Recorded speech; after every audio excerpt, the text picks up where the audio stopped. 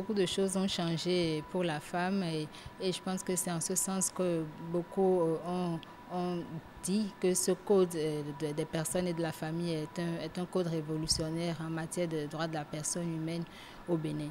Et donc, en ce qui a changé, par exemple, on peut parler du consentement des époux, du consentement personnel des époux qui est désormais requis pour aller au mariage, même si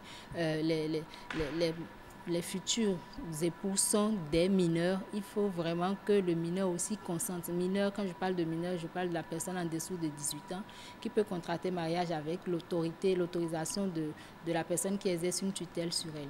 Donc le consentement personnel, il y a aussi le fait que désormais la femme, en plus du nom de son époux, peut garder son propre nom et donc ajouter celui de son époux. Donc quand elle se marie, elle ne perd plus en griffe son identité première, mais elle ajoute en plus le nom de son mari. Il y a également la très grande avancée qu'on peut dire en matière successorale, c'est que désormais la femme, elle peut hériter selon qu'elle se retrouve avec, elle a des descendants ou bien selon qu'elle entre en succession avec des ascendants de son époux défunt. Donc elle peut hériter soit du quart, de la moitié ou même de la totalité de la succession. Donc c'est autant de choses qui ont changé. Il y a le régime monogamique qui a été institué par le Code des personnes et de la famille. Et donc il y a le fait que la femme peut exercer désormais une profession libre et librement choisie.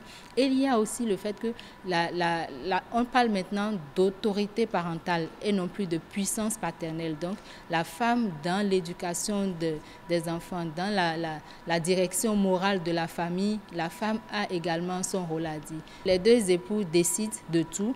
Donc déjà, ça commence par le consentement, comme je l'ai dit, le consentement personnel. Donc la femme doit consentir au mariage. Les deux époux décident même de là où ils vont résider, le choix du domicile conjugal. Ça doit être un choix fait à deux. Les deux époux décident aussi d'un certain nombre de choses, donc de leur régime matrimonial. La femme a désormais la parole en ce qui concerne comment éduquer les enfants, comment élever les enfants, etc. Donc, elle a un peu voix au chapitre maintenant en ce qui concerne les choses de la famille, si je peux m'exprimer ainsi.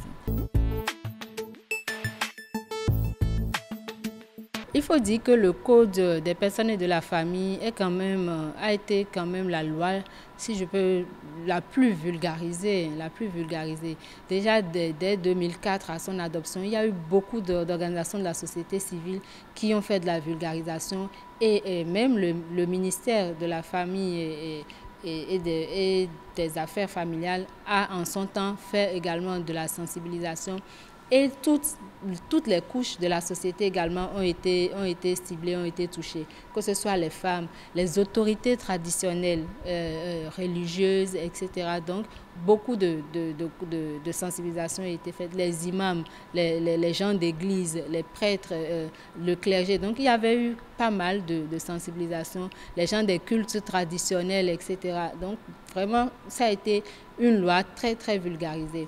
Mais n'empêche, comme on dit, moi je pense qu'en termes de loi et de connaissance de loi, la vulgarisation doit être permanente et continue. Ce qui fait qu'il y a encore quelques résistances, il y a encore, ou je dirais, quelques pratiques contraires au code des personnes, aux dispositions du code des personnes et de la famille. Je vais prendre deux exemples très simples. Le mariage forcé continue d'avoir cours dans notre pays. Le mariage où on prend la fille sans son consentement, on la marie à un tel monsieur, bon, parce que elle est en train de grandir, on ne veut pas avoir la honte ou la surprise d'une grossesse non désirée, et donc on la marie rapidement pour couvrir tout ça. Voilà. Donc ça continue d'avoir lieu.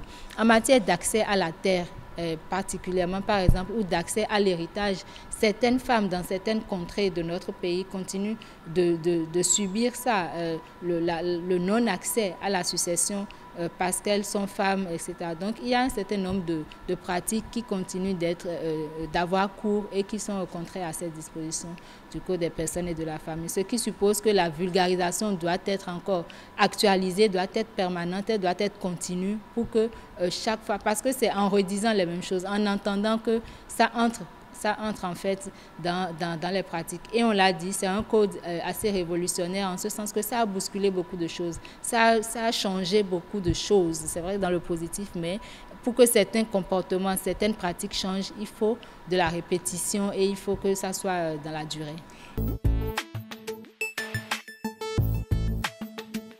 Quand on prend certaines décisions des tribunaux, déjà, c'est basé sur ce code-là, les dispositions de ce code-là, ce qui veut dire que les juridictions aussi se sont appropriées de cette loi-là et désormais rendent la justice en vertu de cette loi-là. C'est normal parce que c'est une loi de la République. Donc, c'est déjà une avancée. Et donc, par rapport à ça, il y a certaines situations qui leur seront exposées, certaines situations de droit qui leur seront exposées.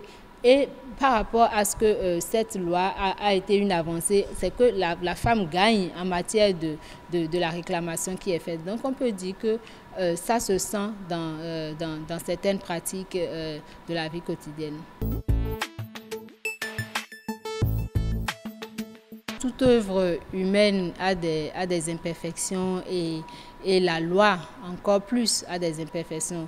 Et c'est justement la pratique de la loi qui révèle un peu les imperfections. Et le Code des personnes et de la famille n'a pas dérogé à cette loi-là. Donc de cette pratique depuis 2014, il y a eu des insuffisances qui ont été relevées. Il y a eu un certain nombre de choses qui ont été relevées. Et je sais par exemple que j'évoquais tout à l'heure le fait que les juridictions se servent de cette loi-là. Et je pense que dans le milieu juridictionnel, la pratique a révélé un certain nombre d'inconforts, un certain nombre de contradictions.